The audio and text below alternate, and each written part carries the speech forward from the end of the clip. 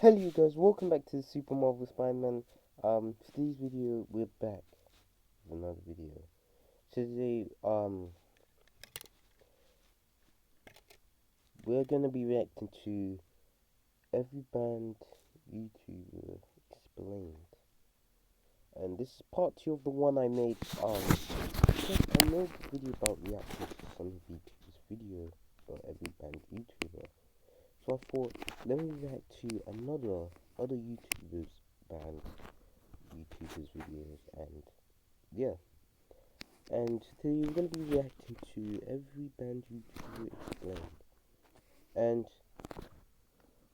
I'm not gonna lie, but you guys like the other video I made about this. So I was like, let's do another one. So this YouTuber is by JLambo. So yeah, we're gonna link the video down in the description. So yeah. Anyways guys, and also you guys, Happy New Year. It's the first upload of 2026 on this channel. Technically it's the second upload. But yeah, let's get 2026 done. But okay, let's go. So we got about, alright, let's react. JLambo was one of YouTube's most watched family channels, run by Gregory Chisholm, a single father from Granite City, Illinois. Oh my days, guys, we made, if you guys have not been watching the channel for a while, you guys know that we did talk about them in one of my video series. Guys, I really hate them, man. Why would,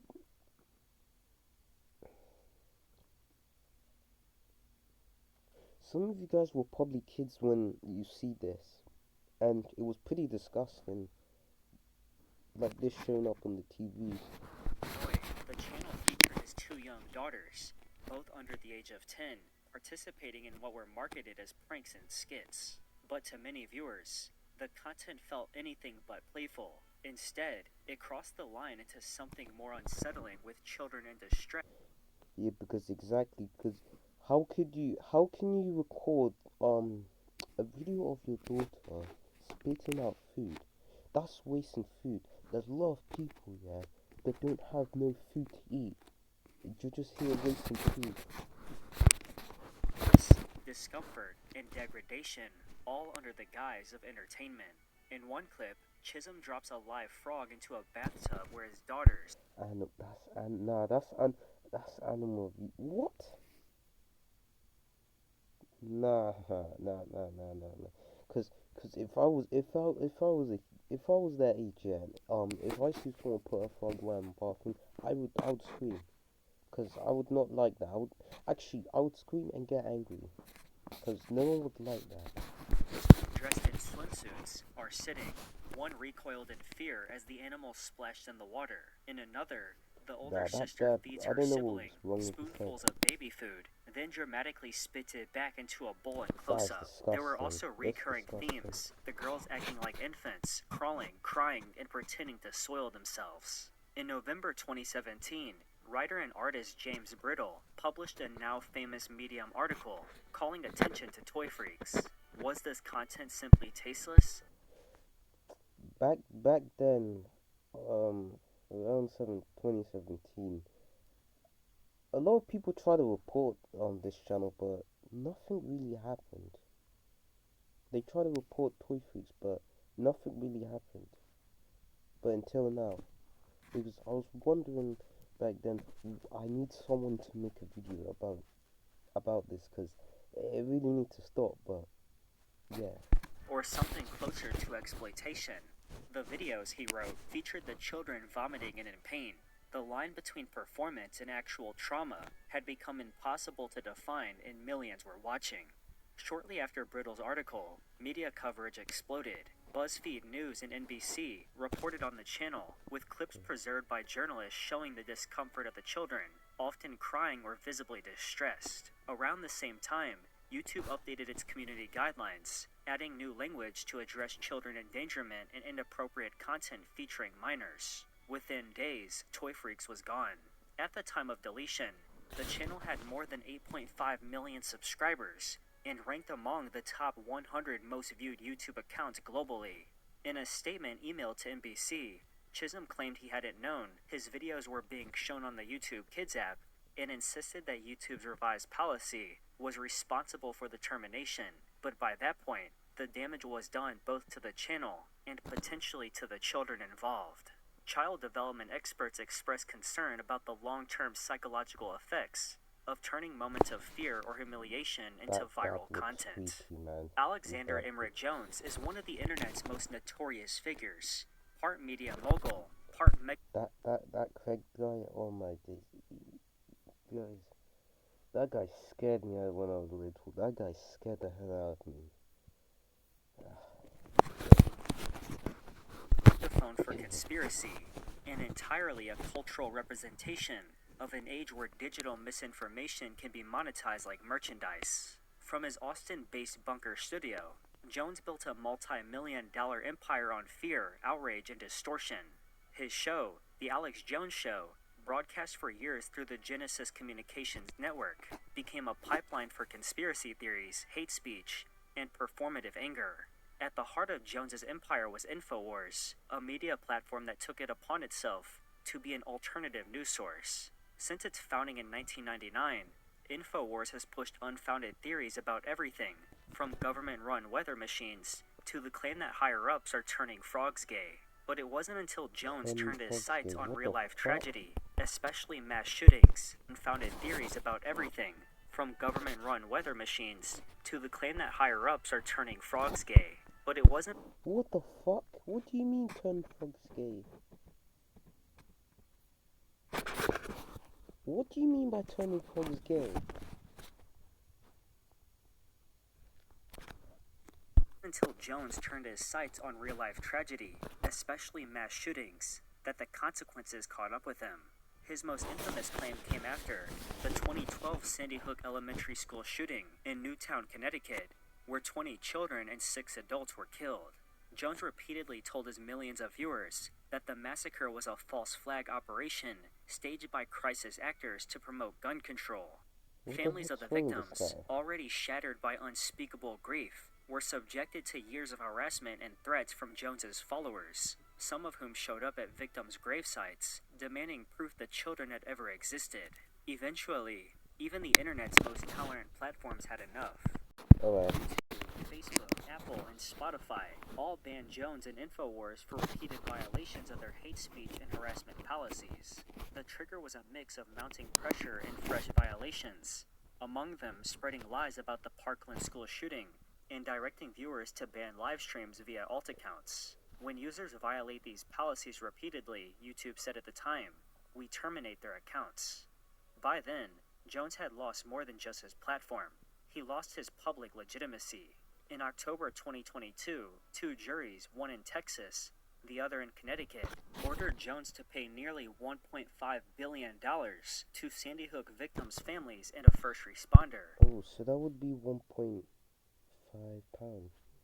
On December 2nd, 2022, Alex Jones filed for personal bankruptcy. The empire built on rage and misinformation had finally imploded under the weight of the very real pain it caused. If your childhood was consumed by a screen in the... We talked about the 7 Supergirls in part 1. Some of the people, YouTubers that we already talked about, yeah, the 7 Supergirls, the story, you always gotta be careful. Early days of YouTube, chances are you had that one comfort channel. For some, it was LD Shadow Lady. For others, Jenna Marbles. But for millions of young girls, it was 7 Supergirls, a wildly popular channel that featured 7 tweens and teens, uploading cheerful, scripted videos each day of the week. Behind the wholesome facade, however, was a darker truth that would only come to light years later. 7 Supergirls was the flagship of a larger YouTube franchise called 7 Awesome Kids, founded by Ian Rylett, a 55-year-old man based in Florida. Launched in 2008, the franchise included multiple spin-off channels, altogether amassing nearly 20 million subscribers and over 5 billion views. Riley paid the girls monthly to appear in his scripted videos that were written, directed, and edited entirely by him. In August 2018, Riley was arrested at a hotel near Walt Disney World after a teenager who had been recruited to appear in one of his videos accused him of sexual abuse. Well, hold up. Before we go, look at his face. Look at his face. He's telling the camera, "No, I didn't do nothing." Oh, mate, you're already caught. So what can you do? There's nothing you can say. Oh my dear. His face is so funny, man. His face is so funny. Man saying, "Let me go, let me." We're not letting you go, man. Following Riley's arrest, YouTube's response was subdued. The company initially demonetized its channels, removing their ad revenue, but allowed the content to remain online. It wasn't until Riley entered a guilty plea that YouTube finally terminated the channels, including 7 Super Girls. Riley's network had operated under the radar for nearly a decade, with children as its public face and a man facing abuse allegations behind the camera. Tyler Millard, known online as Simeon... Right. Yeah, okay.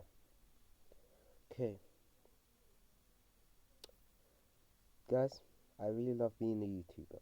I just love being a YouTuber. I just really love being a YouTuber. Jimmy, and formerly as Monkey Jones, is a YouTube-era legend who built his platform on politically incorrect satire, edgy commentary, and true crime content that often danced over the line of YouTube's community guidelines. He rose to prominence in 2016 with videos dissecting the life of spree killer Elliot Rodger, content that was as popular as it was controversial. He gained a pretty substantial following, but not without friction. In early 2017, Monkey got 2 community guideline strikes. Just hours after uploading Monkey's declassified Sharia law survival guide, his main channel was terminated for hate speech. In early 2017, Monkey got 2 community guideline strikes. Just hours after uploading Monkey's Oh my days. What the hell is it? What is this guy uploading? What's this guy uploading? Classified Sharia law survival guide, his main channel was terminated for hate speech. Oddly enough, a YouTube trusted flagger named Ben restored the channel days later, temporarily giving him a second chance, but that didn't last long.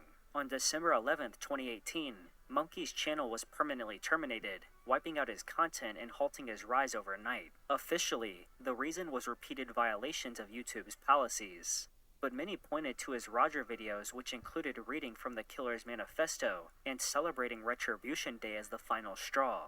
While some defended his content as edgy social commentary, others saw it as glamorization, and YouTube didn't hesitate. What followed was the beginning of a very public meltdown.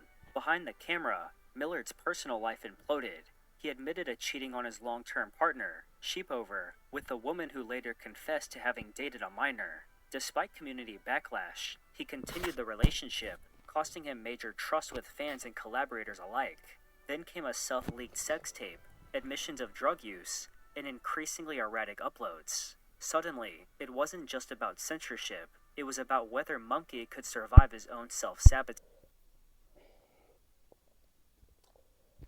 Right, this Monkey Jones guy, there's something wrong with him. I don't know what it is, but there's something wrong with him. I don't think he's that type of guy to be on YouTube. In defiance, Millard reinvented himself as Simeon Jimmy, launching new YouTube channels and reviving dead formats. Simeon Jimmy. That sounds like a GTA Online character username. Patreon support, Twitch streams, and frequent collaborations with online oddballs. Millard stabilized his career. Today, Simeon Jimmy exists in the weird middle ground of canceled creators, too fringe for mainstream platforms, but too notorious to fully disappear. Calvin Lee Vale, better known as Leafy is Here, was once a household name in YouTube's early commentary scene, one of the loudest, most controversial voices to come out of the platform's unregulated Wild West years. Known for his faceless videos where he delivered cynical commentary over Counter-Strike Global Offense surf gameplay, Leafy helped define an entire era of YouTube culture. His content was aggressive, punchy, and unapologetically inflammatory.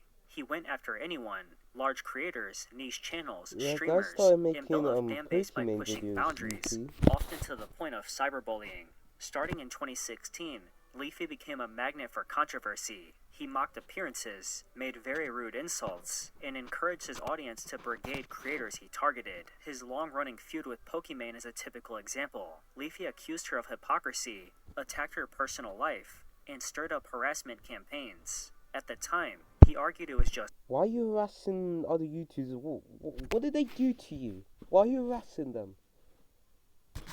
content. YouTube saw it differently. In August 2020, after years of skirting the platform's vague moderation lines, Leafy's main channel was permanently terminated for repeated violations of YouTube's newly revised harassment policy. The final straw reportedly included multiple videos that crossed into malicious insults, mockery based on physical appearance, and encouraging disruption of other creators' live streams. Notably, YouTube stated that Leafy had accumulated at least 3 strikes in 90 days, and that his content was designed to harass, bully, or threaten. He claimed he received no advance warning. In a follow-up interview on Drama Alert with Keemstar, Leafy insisted he was blindsided and speculated along with his fans that YouTubers like Pokimane or Ethan Klein of H3H3 Productions had something to do with it, although both denied any involvement. After the ban, Leafy quickly switched to a backup channel, Leafy Isn't Here, where he posted reaction videos to his own cancellation.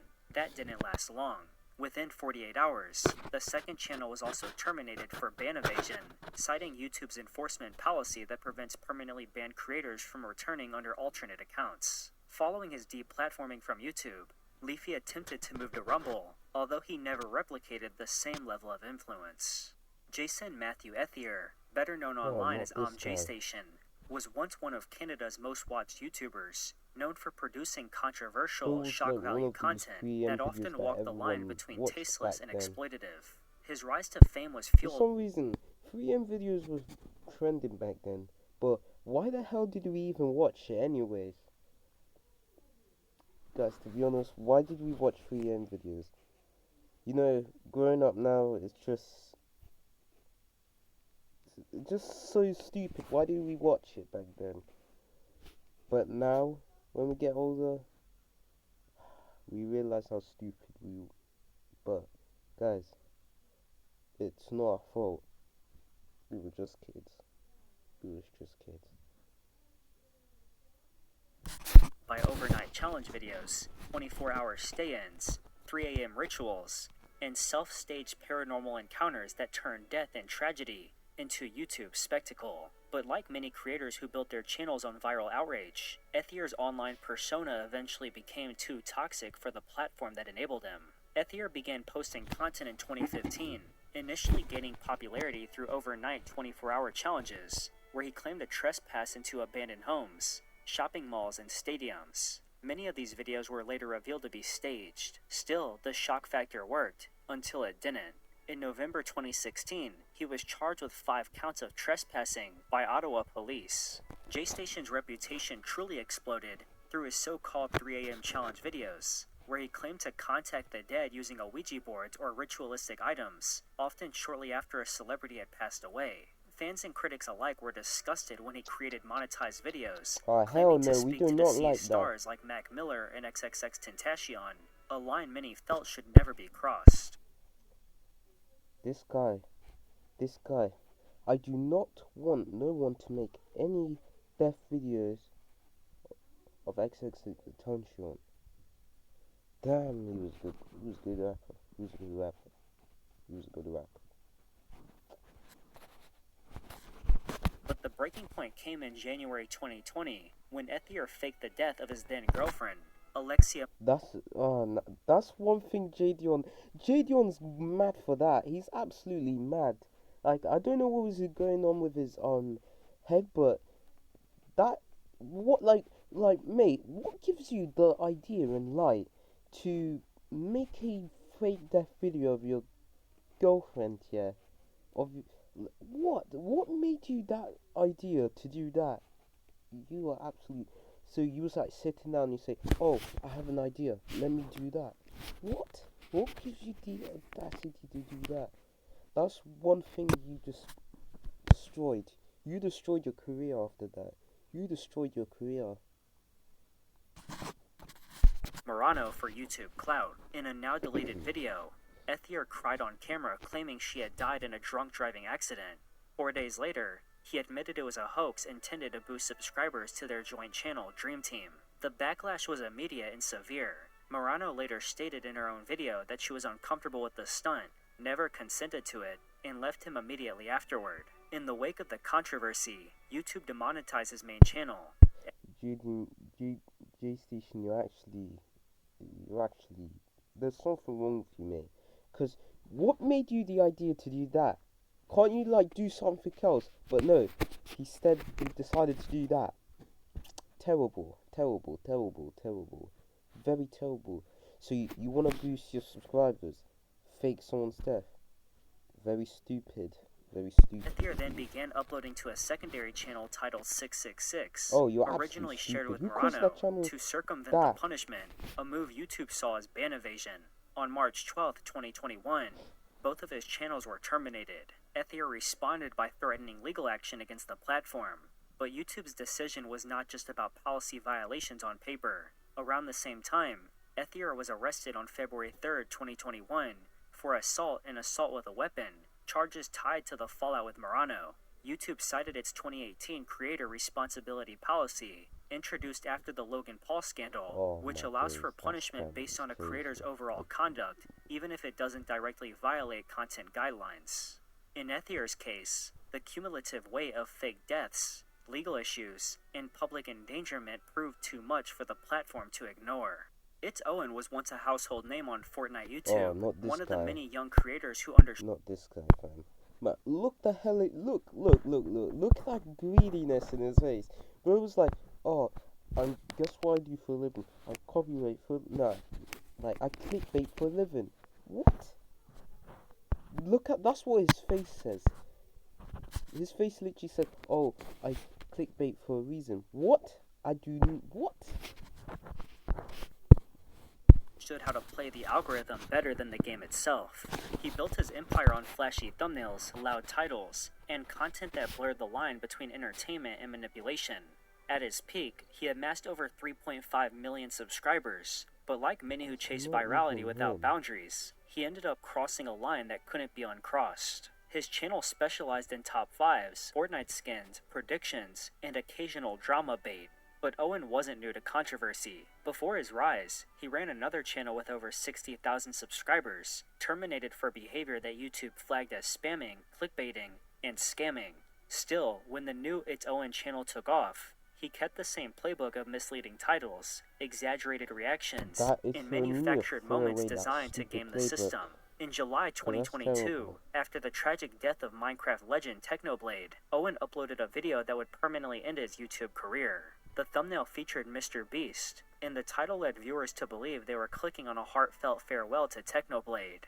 In reality, the video had no such tribute, no message from Mr. Beast, and barely acknowledged Technoblade at all. It was a cheap, tasteless cash-in on grief, meant to capture attention while millions of fans were still mourning. The backlash was merciless. Viewers flooded the comments, social media erupted, and Owen's credibility, already shaky, completely imploded. Many accused him of exploiting death for views and using Technoblade's passing as SEO bait. YouTube terminated his channel, citing violations of their explicit content and deceptive practices policies. In a public plea to Team YouTube on Twitter, Owen claimed to be depressed without his content and begged for reinstatement, but the ban was final. Even before the Technoblade incident, Owen had faked a dream face reveal, spread misinformation about other creators, and was repeatedly called out for using other people's names and deaths to fuel his own numbers. At a time when platforms are under pressure to moderate more aggressively, Owen became an example of what not to do,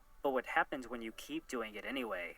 At the height of her popularity, Jocelyn Hoffman, known online as Yostop, was a dominant figure in Mexico's digital creator space. Her content earned her millions of subscribers and a household name status in Latin American YouTube culture. But by 2021, her career would come to a screeching halt, not from burnout or a shifting algorithm, but from a criminal investigation. In June 2021, Hoffman was arrested at her home in Mexico City on charges of child exploitative content. The case came from a video she had received, watched, and then publicly discussed on her YouTube channel, a recording from 2018, where a group of 4 men were committing non-consensual sex on a 16-year-old girl. Instead of reporting... Jeez. Holy shit. Holy shit. What the fuck? Oh my days. Oh my days.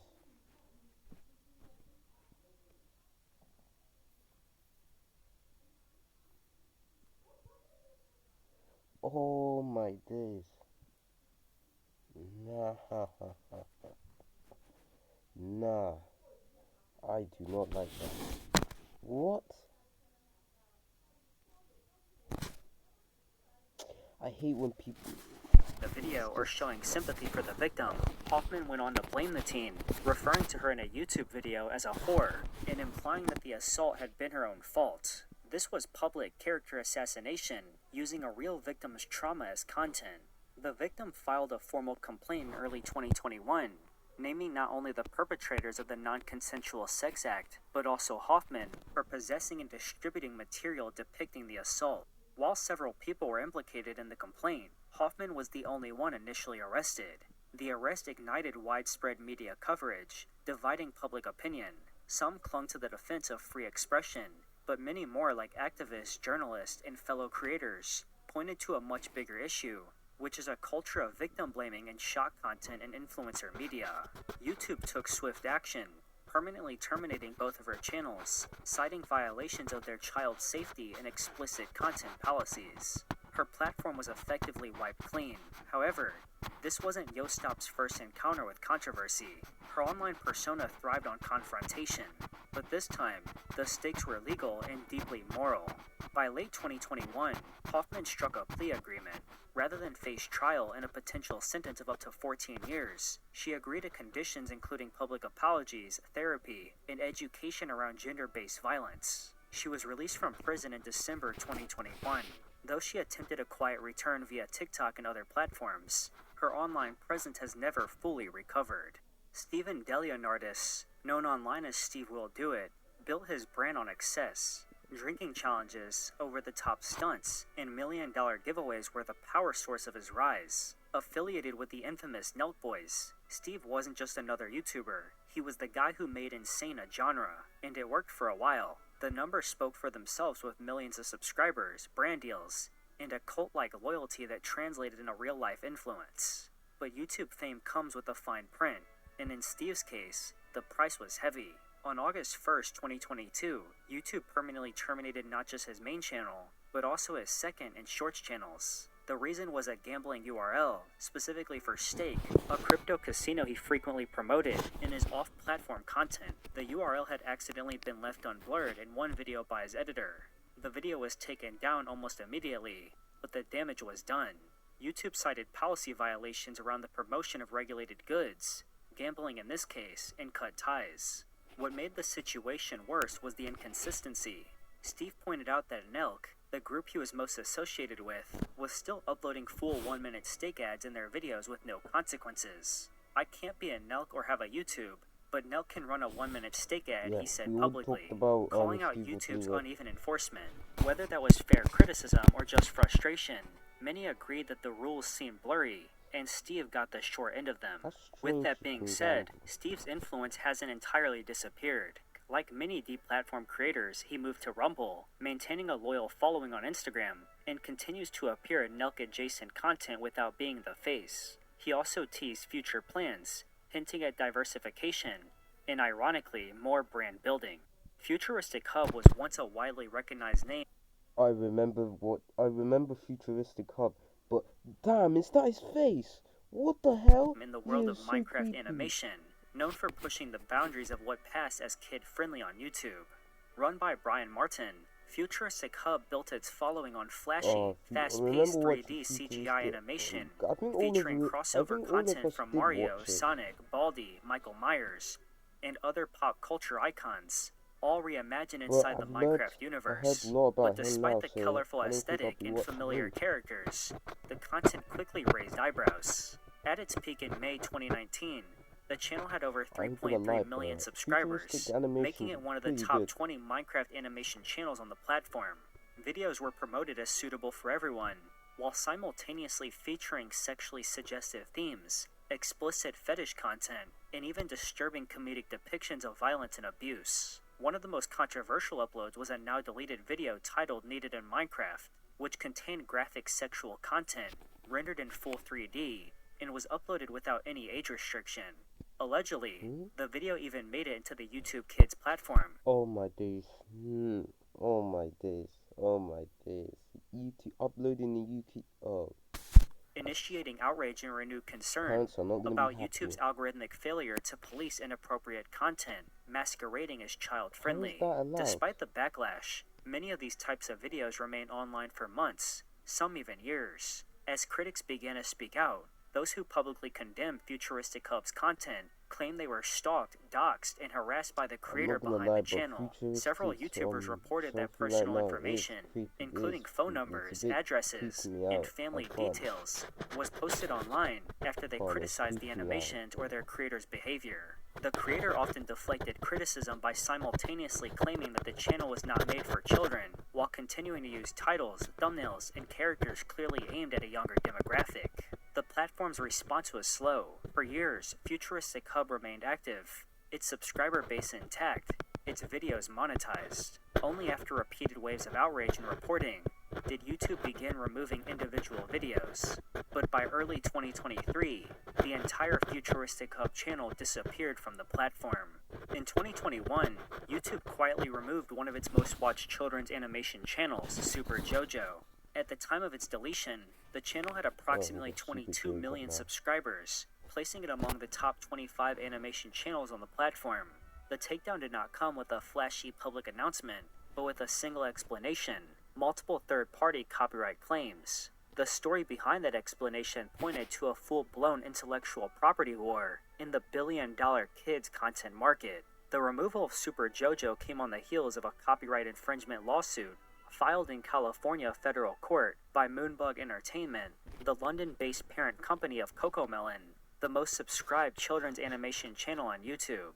Through its US subsidiary, Treasure Studio, Moonbug accused BabyBus Network Technology, the Chinese company behind Super JoJo, of running what they called a frame-by-frame imitation of CoComelon's content. The lawsuit alleged that Super JoJo had blatantly copied nearly every aspect of CoComelon's formula, from song titles and lyrics. For a second, I thought, alright, I thought Super JoJo,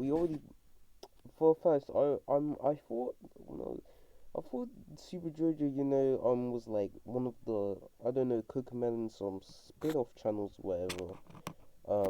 But CoComelon is not for me.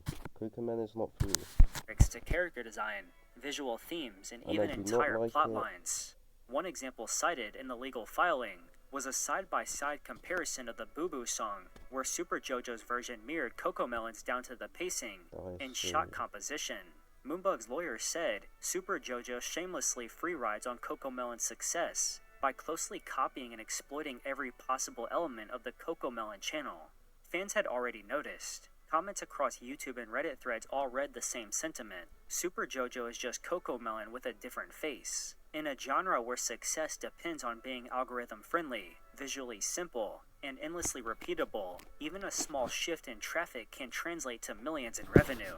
Moonbug estimated that BabyBus had generated over $100 million in revenue in the prior year alone, most of it through YouTube ad dollars. The lawsuit also landed at a delicate time for BabyBus. The company had announced plans to go public in Hong Kong, seeking to raise $285.8 million from investors. Meanwhile, Moonbug continues to dominate the children's content space on YouTube.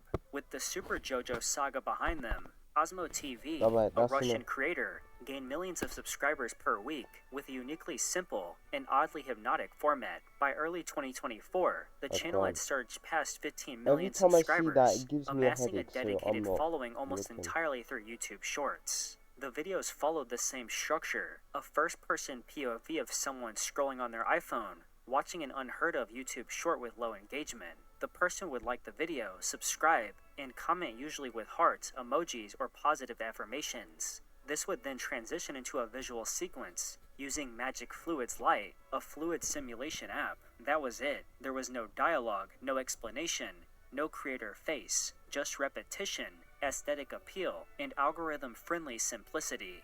What initially seemed like a low-effort trend quickly turned into an empire. Cosmo TV was gaining over 4 million subscribers a week at its peak. By some metrics, it was outpacing Mr. Beast and other YouTube giants in subscriber velocity. But just as suddenly as it appeared, the channel was terminated on February 29th, 2024, without warning or explanation. As expected, speculation followed. Some believed Cosmo TV had abused Shorts algorithms, using automated engagement loops to artificially boost interactions. Others pointed to the lack of original content, or potential violations around spam, deceptive practices, or mass replication of low-effort videos. YouTube itself gave no official public reason. What is clear is that Cosmo TV had reached 15.3 million subscribers, and then vanished overnight. The Cosmo TV saga reignited debates about what counts as content in the Shorts era.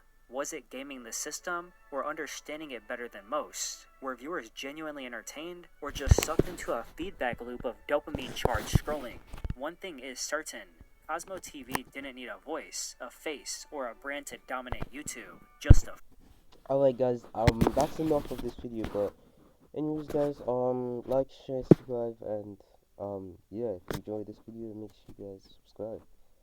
And, yeah, I know a lot of you guys, some of you guys want to make 2026 the new 2016, but, well, that's a good idea, but, are you sure we could make it 2026 the new 2016? 2016 was PK's day, but can we make it happen? Anyways guys, if you guys enjoy that, make sure you guys like, share, subscribe, and I'll see you guys in the next one. Bye.